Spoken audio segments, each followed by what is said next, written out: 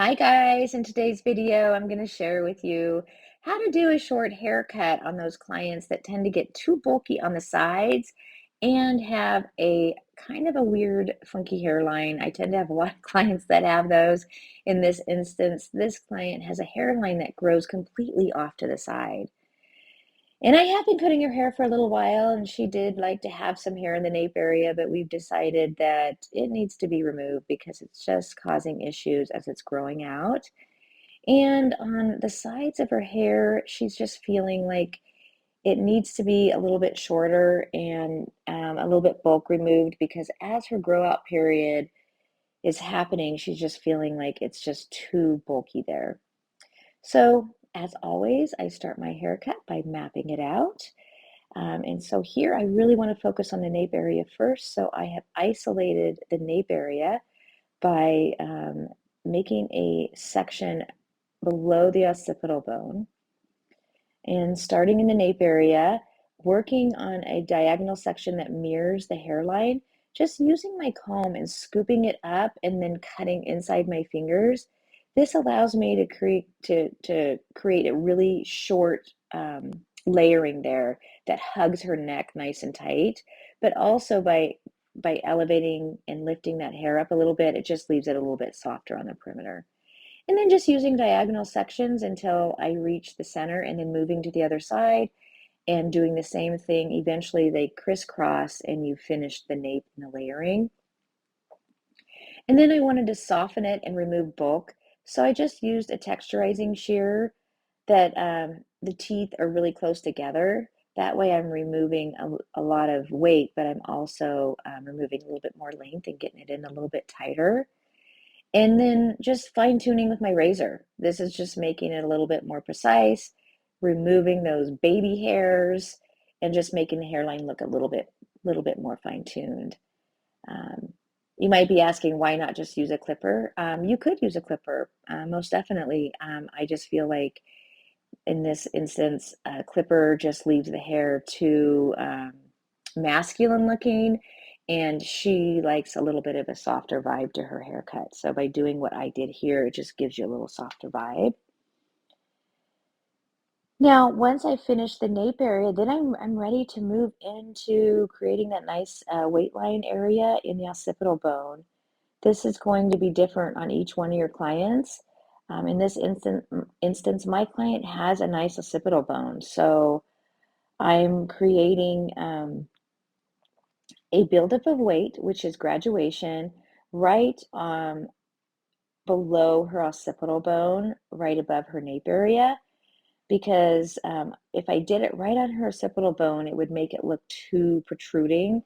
So I'm just building up a little bit of weight right below her occipital bone. And the way I'm doing that is using a razor and just cutting it at a 45-degree angle. And each time I'm taking a section, I'm taking a little bit of my last section. So I have a guide always. And I'm using my razor because her hair is so straight. By using a razor, it gives it a really softer edge so it doesn't look choppy, but it also encourages the hair to want to mold and move. It's kind of like using a razor when you're carving soap. Once I've established a nice shape in the back, then I'm going to move to the sides. And same thing here, when I start the haircut, I'm using a diagonal section that mirrors her hairline, scooping the hair up, but instead of using my scissors here, I've chosen to use a razor because she likes a softer look. You can see here I'm scooping it up and then using my razor, and when I comb it down, it leaves a softer feathery finish. But I'm taking it and carrying that first section and creating a guide from the hairline all the way back, meeting to the section that I finished in the back behind the ear at the occipital bone. And then here again, just working up the side of the head in horizontal sections, pulling it out, making sure I'm pulling it out at a 45-degree angle or above, and creating a nice rounded effect there on the sides. By using my razor, it's removing bulk, but it's also creating a nice soft edge so I don't get that really strong weight line. If you notice as I'm working, I'm now working from one section to the next section. I always have a point A to point B. In this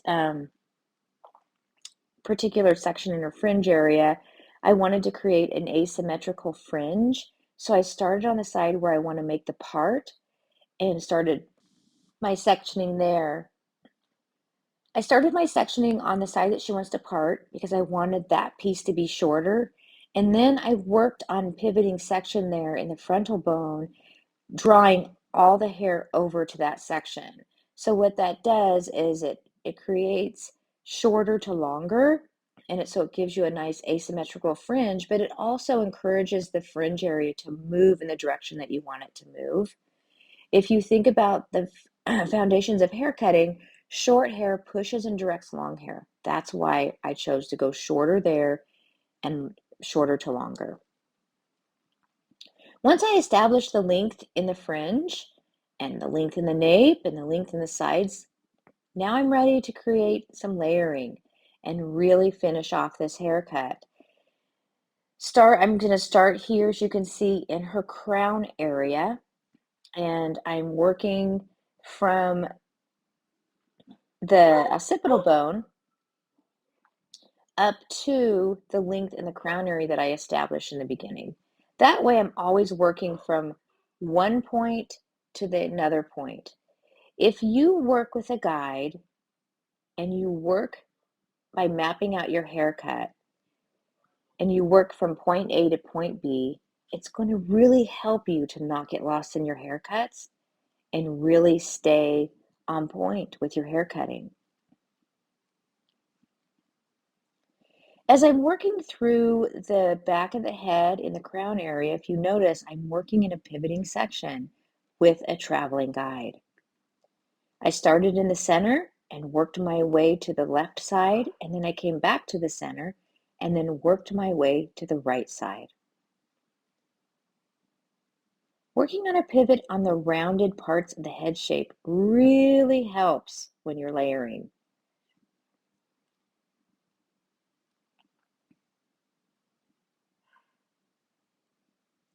As you can see here, I'm working from the nape or the occipital bone and working up to the guide that I established at the top of her crown. And just some key points that I want to point out here too. Her hair is wet, but it's not so wet that I can't let the hair talk to me. If you notice as I'm working through the haircut, I kind of use my hands and let it, kind of play with the hair a little bit and see if I'm happy with the way it's falling. See if I'm happy with the way the hair is starting to take shape. Once I've established the length in the crown area, then I'm going to move to the front and blend the fringe or the frontal bone to the guide that I created in the crown, and then work on a pivoting section until I reach the sides, and then start working with a traveling guide vertical sections until I come to the last section that I created in the back.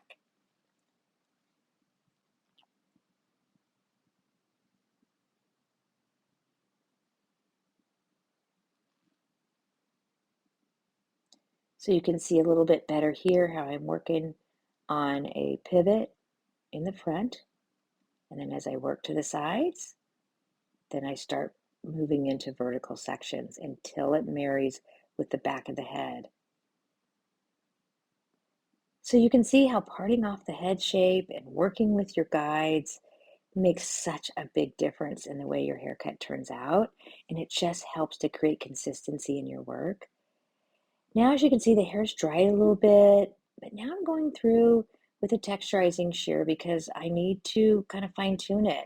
She tends to be really thick in the crown area, and I really want to create some support. I want to create movement and a little bit of, she likes to make it look a little tousled in the back. So I needed to remove some bulk there. So I use my texturizing shears to be able to do that. If you're curious about the tools that I am using, you can find those in the link in my bio. If you have trouble with finding them as this site is continually growing and I'm getting more sponsorships. If it's not on there at the time that you are watching this, be sure to comment below and I'll be sure to send you the link. The shears that I'm using are by Shark Fin, and the razor I'm using is a feather razor. And the products that I'm using are by Seven, and it is spelled exactly the way the number seven is, Seven, S-E-V-E-N. I love their products, and the particular product that I used on this client is called Tossle. It is a texturizing spray, and it is fantastic for my short hair clients. Vent brush is just a simple Cricut vent brush. I'm just using it with my dryer, which is a Dyson dryer. And I'm just using the head shape, kind of moving it back and forth, following it with my blow dryer to get that volume, using the head shape as my platform to create the roundness in the shape that I want. I think your tools are so important in how your work turns out.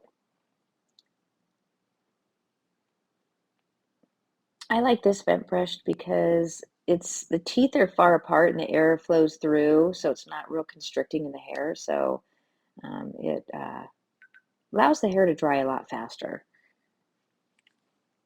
Plus, the back of the brush is rounded, so it kind of gives you a little bit more, it helps mold the hair a little bit. Now, because my client has cowlicks and a lot of growth patterns, I need to go back in with a round brush. Again, this is a Cricut round brush. It is their, I believe it's the 110, the real small one. And just going back through with my blow dryer. And if you notice, I'm using a nozzle on my blow dryer, and I'm on top of this section of hair that I'm working. I'm going down on the hair. That's an important key point to take point on, is because that makes the hair shiny. And where I want volume, I'm making sure that I'm lifting the hair up away from where it wants to live, and making sure I'm drying it there. And then going back through with my blow dryer just on a low speed, high heat, and kind of blending it all together. Thanks for watching. Happy hair cutting.